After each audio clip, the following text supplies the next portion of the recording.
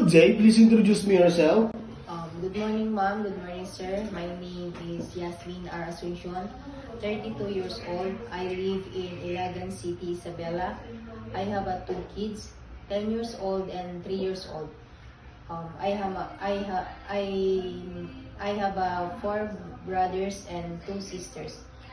I'm college level of Bachelor of Secondary Education. Okay. Do you have experience abroad?